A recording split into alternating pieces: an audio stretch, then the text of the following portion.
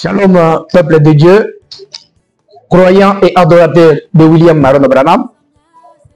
Nous sommes encore très heureux de vous avoir nombreux branchés sur votre plateforme La Réaction à une action du troisième exode. C'est votre journaliste missionnaire Léon Bokassa. Nous sommes à Kolwezi, dans la province du Lualaba, en République démocratique du Congo, où nous recevons pour vous aujourd'hui le révérend Trésor Tumba Life.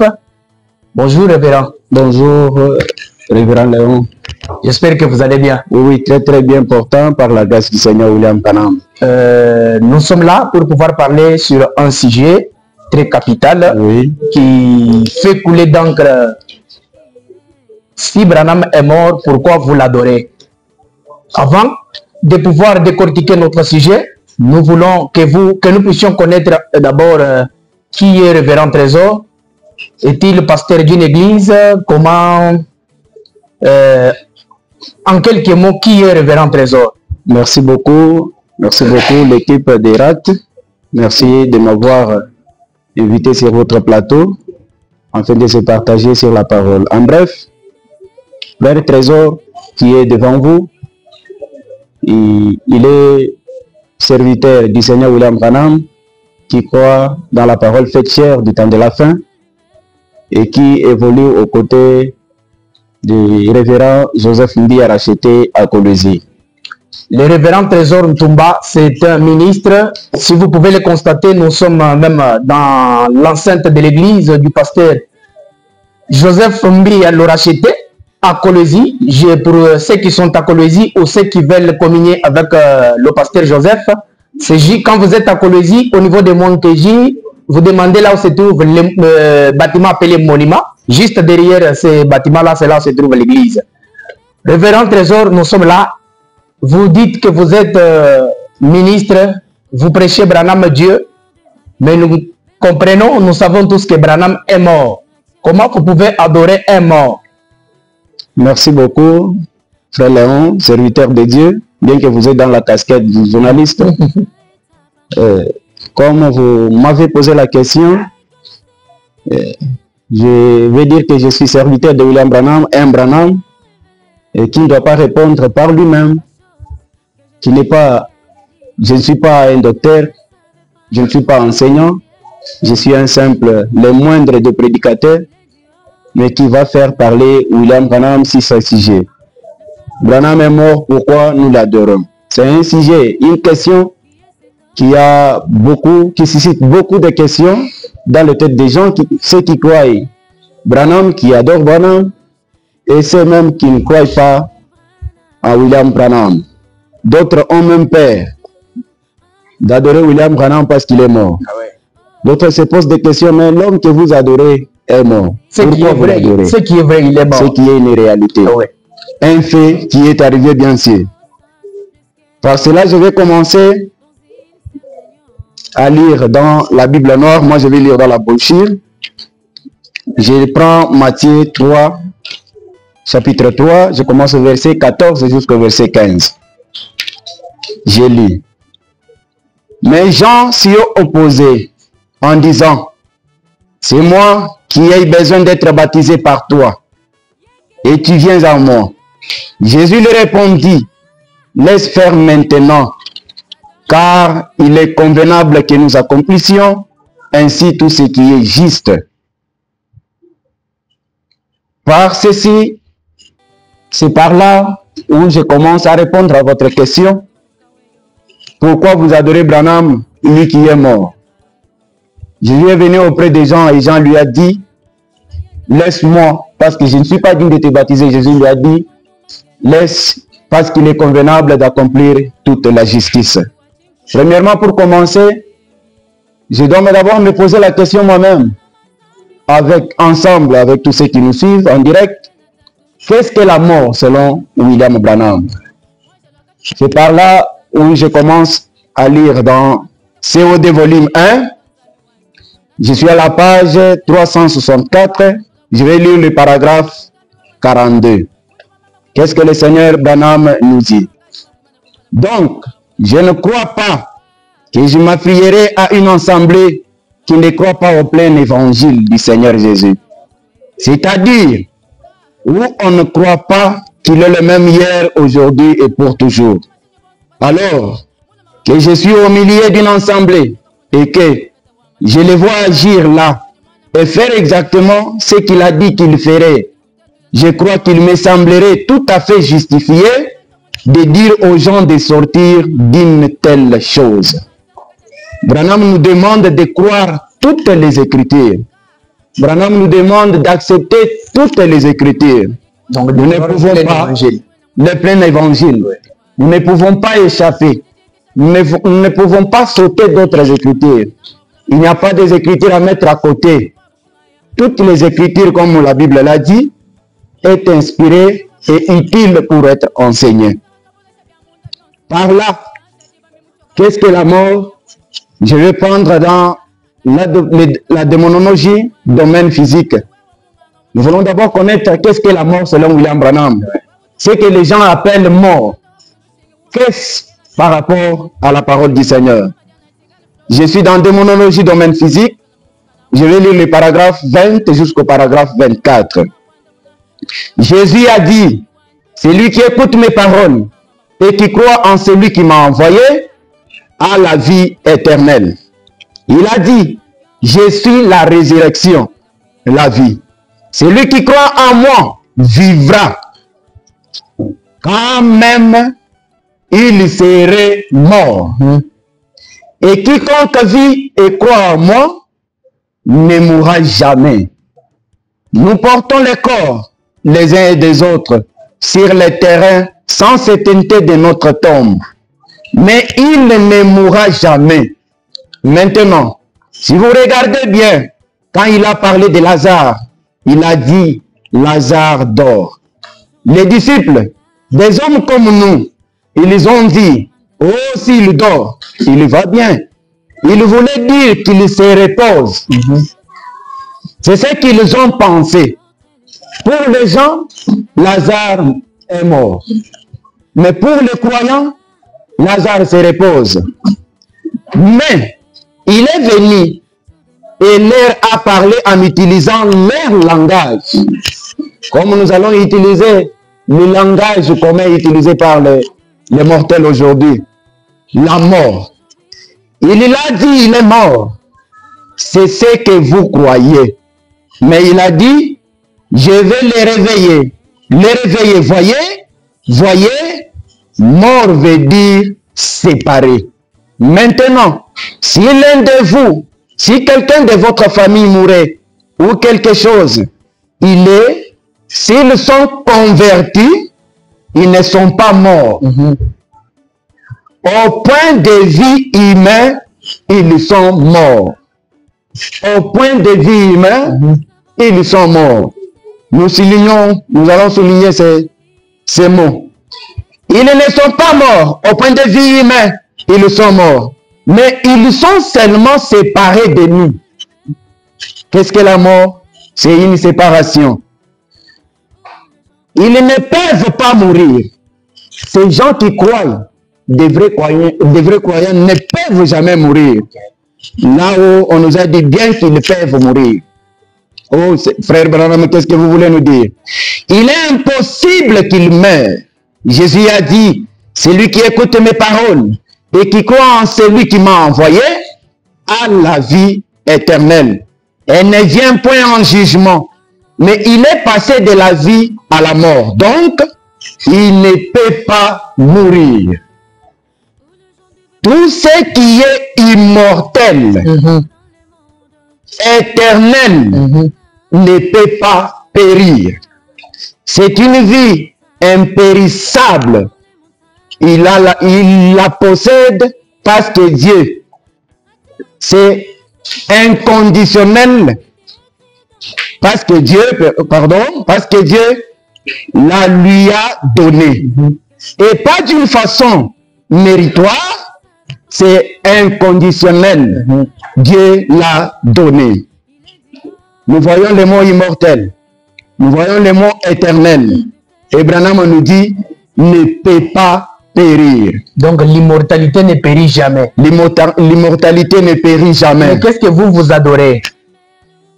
Je suis en train d'avancer petit à petit pour répondre à votre question.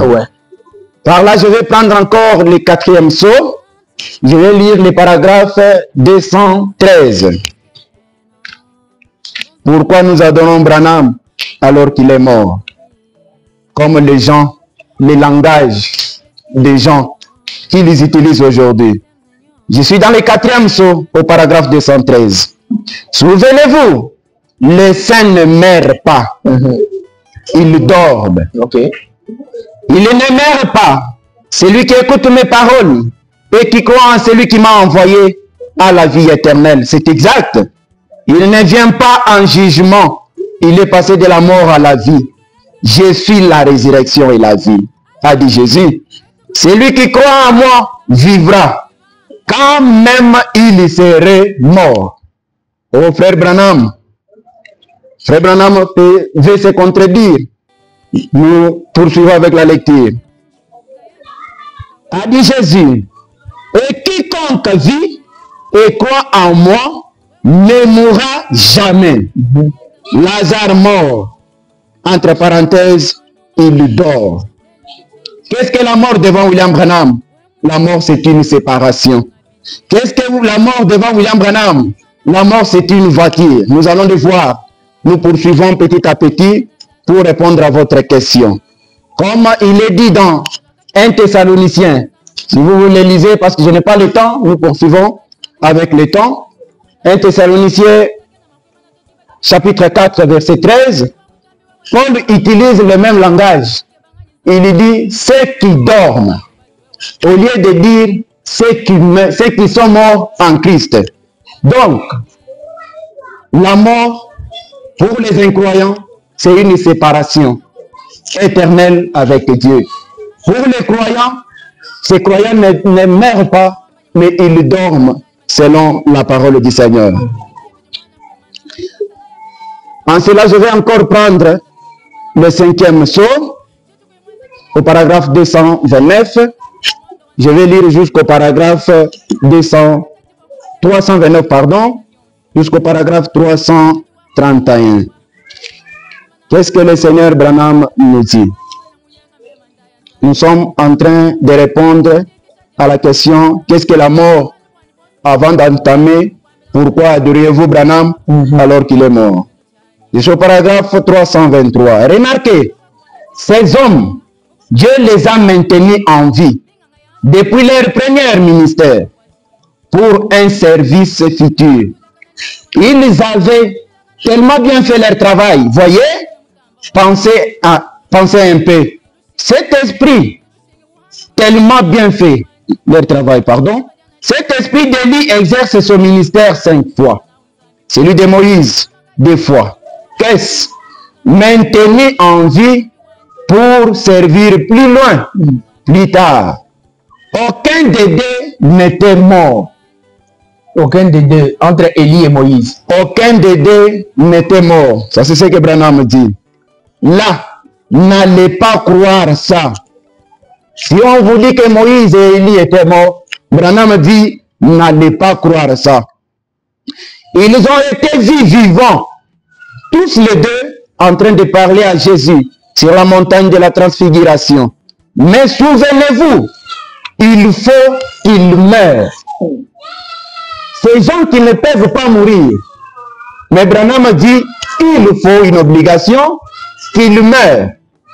Or, en effet, Moïse est mort. Mais il est ressuscité parce qu'il était un type parfait de Christ. Voyez, personne n'a jamais su où il avait été enterré. Les anges sont venus le prendre. Voyez, ce sont les anges qui ont porté son cercueil. Et oui, pourquoi? Aucun mortel n'aura pu l'emporter.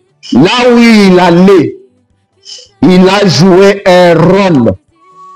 C'est tout. Ce sont les anges qui ont porté son cercueil, voyez-vous, parce qu'ils l'ont emporté là où il devait aller. Personne ne le sait. Jusqu'à Satan, qui ne le savait même pas, il contestait avec l'archange. C'est vrai, il ne comprenait pas ce qui était arrivé à Moïse. Je l'ai vu tout tremblant là-bas, il parcourait les pays des yeux et il regardait les enfants et tout. Je l'ai vu tout tremblant, mais il est monté sur le rocher. Et c'est la dernière fois que je l'ai vu. C'est ça les rochers. C'est ça les rochers. Que moi aussi, je suis sur ces rochers-là. Au bout de ma route, oui messieurs, maintenant, mes frères de couleur avaient l'habitude de nous chanter un petit cœur. Si je le pouvais, oh, j'irai sur ces rochers de Moïse, je me tiendrai.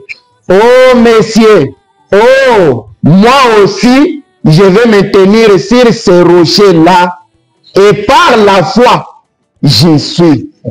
Comme Moïse s'est tenu sur les rochers, Branham nous dit, Moïse est le type de Christ. En tremblotant Moïse, il dit Moïse qui ne pouvait pas mourir, mais Moïse devrait mourir.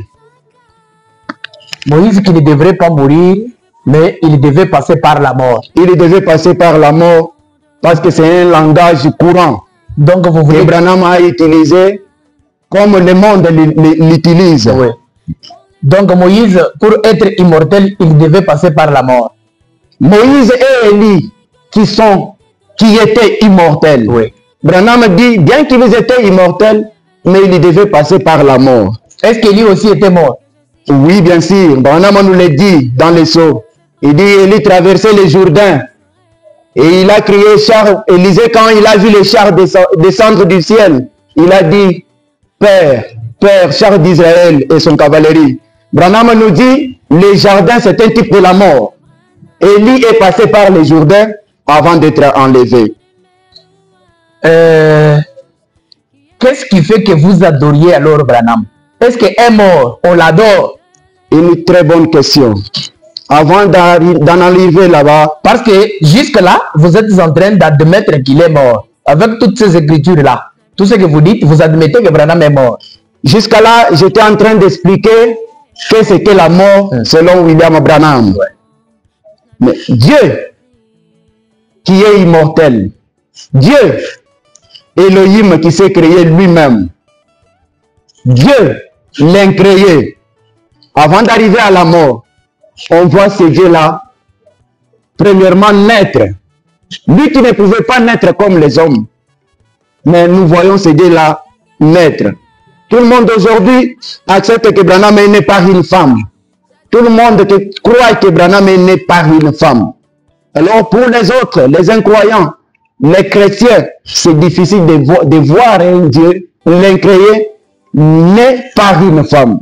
C'est de là que je devrais d'abord commencer. Ce que vous dites suscite encore une autre question. Oui. Tout le monde croit que Branham est né par une femme. C'est ça même le début de Branham, le jour de sa naissance, ou c'est comment? Parce que si nous parlons de la mort, pour parler de la mort, on parle de la naissance, on naît, on grandit, puis on meurt. Or, le début de chaque personne, de chaque humain, de chaque mortel sur cette terre, c'est le jour de sa naissance. Une bonne question. Là, je vais répondre avec une écriture. Je suis dans la brèche. La brèche entre les 7 âges de l'Église et les 7 sceaux. Je vais lire le paragraphe 131. Qu'est-ce que le Seigneur Branham dit? C'est ça le début de William Branham? Parce que le début de tout un être humain, c'est la naissance. C'est sa naissance. Ouais. Qu'est-ce que le Seigneur Branham nous dit? Je suis dans la brèche au paragraphe 131. Je suis là. Maintenant, remarquez, exiger un parent rédempteur. Le parent rédempteur qui est Dieu, bien sûr. Et le rédempteur, le parent rédempteur devait naître de la race humaine.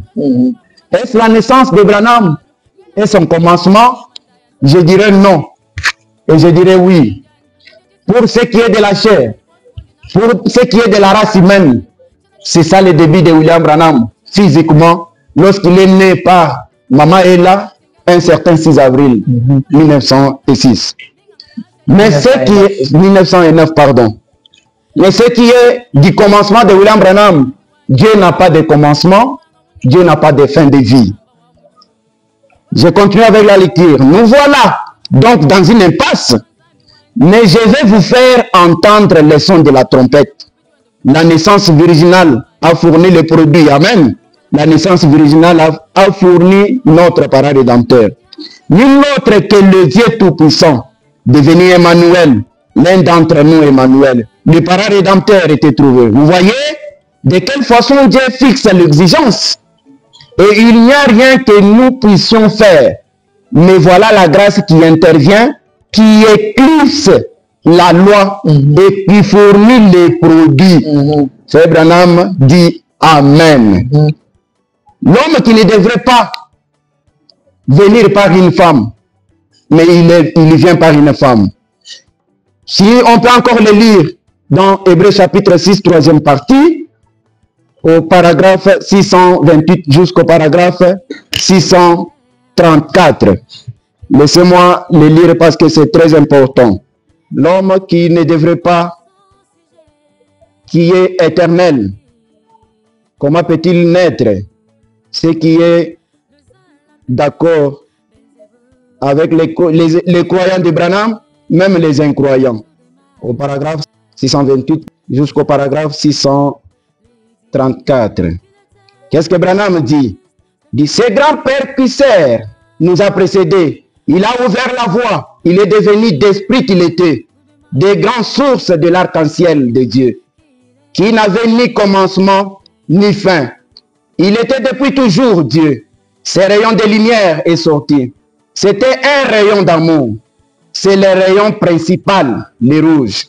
La couleur qui vient ensuite, c'est le bleu. Le bleu, la loyauté. Ensuite, sont venues les autres couleurs, jusqu'aux 7e couleur parfaite.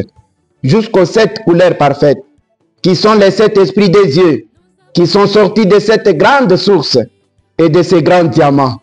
Et que Jésus a exprimé, ces grands diamants a été taillé pour refléter ces couleurs. Dieu a fait chair et a habité parmi nous pour pouvoir refléter sa bonté et sa miséricorde parmi nous, par des dons, des signes et des prodiges. Tous ces grands arcs-en-ciel avaient pris la forme d'une théophanie, faite à l'image de l'homme. Mais là, il n'était pas un homme. Il n'avait pas encore de chair.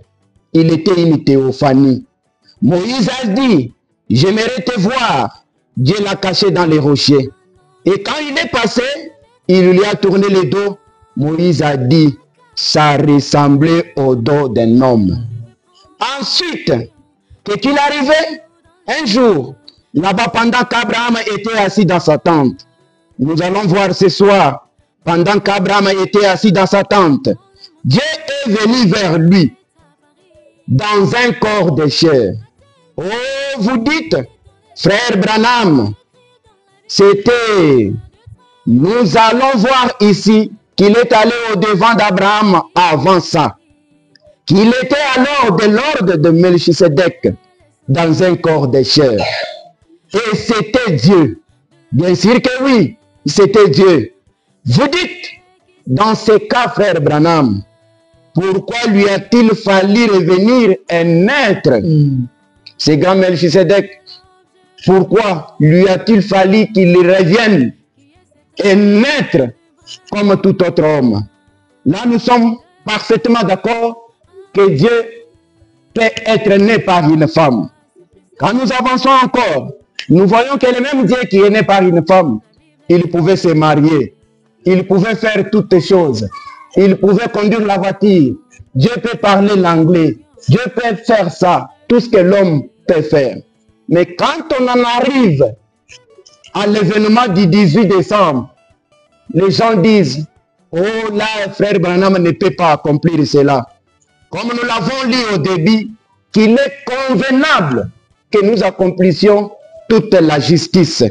Il est convenable que toute écriture soit accomplie. Car nous l'avons toujours l'habitude de dire, Branham est la sommation et l'accomplissement de toutes les promesses. Pourquoi Branham pouvait-il mourir? Pourquoi nous adorons un Dieu qui est mort? Parce qu'il y a des promesses dans la Bible.